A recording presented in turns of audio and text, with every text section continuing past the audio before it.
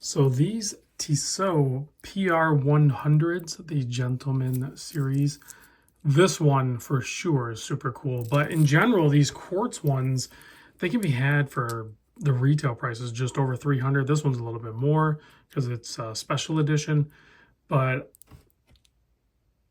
I gotta believe this is like a really good gift watch, maybe for a college student or just whatever the occasion. But this would be a safe watch, I think, to gift somebody. They're timeless. It's a well-known brand. It's quartz, so even the muggles, the non-watch people, and watch people alike, even myself, would enjoy a watch like this. This is a good, clean, classic, timeless timepiece. So, and it has a date. And then, of course, this one, embossed into the dial, has the Swiss Alps. This is a special edition, as mentioned. I have no idea how to pronounce that. Go ahead and try to help me out in the comments. I'm still not going to try it. I got to try it. JUNGFRAU? I don't know. Top of Europe? Pretty cool. But big thanks to Jake and the crew at Trifecta Watches. He sent over this leather thing too. I've heard from my buddy Travis over at Trap Vision that Jake is actually going to bring in some custom leather straps. Definitely interested in that too. I'm going to talk to Jake about that, but hopefully, I don't know if he's going to add them to the website or if it's just going to be at his brick and mortar in Lafayette, Indiana. So if you're in that area, stop in and check with him. It's right across from the police department. Pretty cool spot right downtown area. Let's get back to this. Here's the hang tag. I currently did not see it on Jake's website, so I'll just put a link to Trifecta, and then hopefully I'll remember once he adds it to the website, then I can add this. But like I said, this watch might be a snapshot in time. The retail price $350 is suggested, but you know, tell Jake I sent you and see what you can do. But because it is a special edition, and that doesn't necessarily mean limited, but kind of. So I don't know if he's going to add it to the lineup on his website. It just might have to reach out to him. But this one will be available for sure.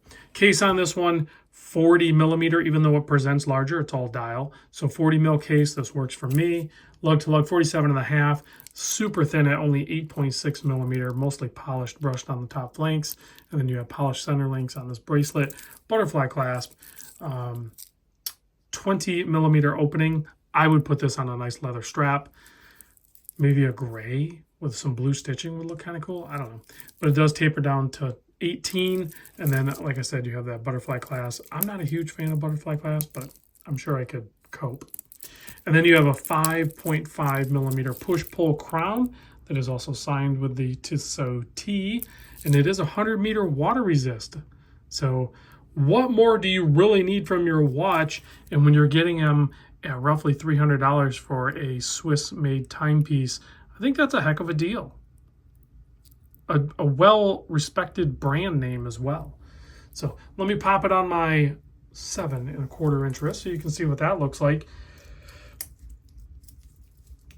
I kind of want one of these.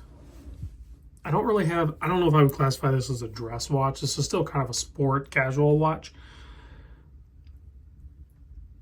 What is the phrase I just heard? I was just talking to somebody. Because I say like dress casual, but they said sport casual. See, I don't even know. Like, you guys that like kind of dress up a little bit, you know this terminology. Sport casual. So is that a thing? That's what this watch kind of is.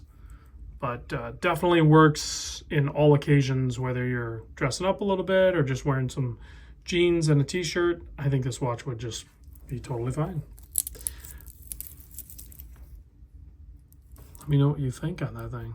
I love the blue accent on those plied markers, as well as the handset. You can kind of see there a little bit of blue right before the lume. Nice chamfered in display for the date window, double bars at the 12 o'clock, and then that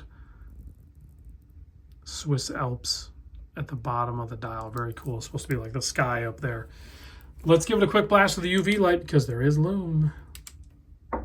Turn off the studio lights and see how good did Tissot do with the lume.